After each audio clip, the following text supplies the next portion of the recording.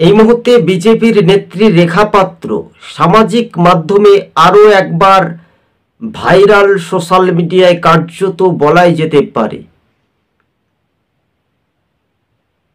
অর্থাৎ বিজেপির কর্মসূচিতে দেখা যাচ্ছে সেই রেখা পাত্রকে ব্যাপকভাবে সোশ্যাল মিডিয়াতে আমরা জানতে পারছি যে রেখা পাত্র আগামী যে নির্বাচন, উপনির্বাচনে, সেই নির্বাচনে সামনে রেখেই তিনি তার জয় কিন্তু উপনির্বাচনে নিশ্চিন্তেই 100% বসিরহাট লোকসভা কেন্দ্রের 60টি বিধানসভার মানুষজন সেটা ভালো করে বিজেপির দিকে কি এগিয়ে আসবে, সেই রেখা পাত্রর জয় কিন্তু হয়েছিল, কিন্তু সেই জয়টাকে শাসক দল ছাপ্পা মেরেছিল। এই কথার উত্তর আগামী দিনে কিন্তু পরিষ্কারভাবে মিলে যেতে পারে।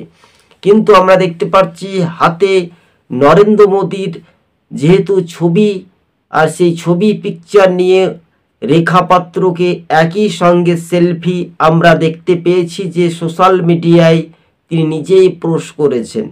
সামাজিক মাধ্যমে 2026-এর বিধানসভা নির্বাচনকে সামনে রেখেই রেখা পাত্রর বড় একটা ভূমিকা দেখা যেতে পারে এই বঙ্গের মাটিতে দাঁড়িয়ে।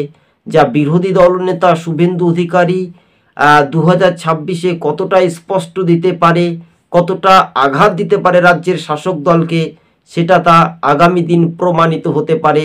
দর্শক বন্ধুগণ, টিভি সকাল ইউটিউব চ্যানেলটি ভালো লাগলে প্রথম থেকে শেষ পর্ব দেখার পর অবশ্যই চ্যানেলটিকে সাবস্ক্রাইব করে সঙ্গে থাকবেন। কার্যত রাজনৈতিক ময়দানে এবার সেই রেখা পাত্র যা সামাজিক মাধ্যমে সন্দেশখালী, হিঙ্গলগঞ্জ, বাদুরিয়া, বসিরহাট উত্তর, বসিরহাট দক্ষিণ, এই 60টি বিধানসভা মিলে আরও বেশ কয়েকটি রয়েছে, সেখানেও কিন্তু রীতিমতো বিজেপির একটা ঝড় বলা যেতে পারে।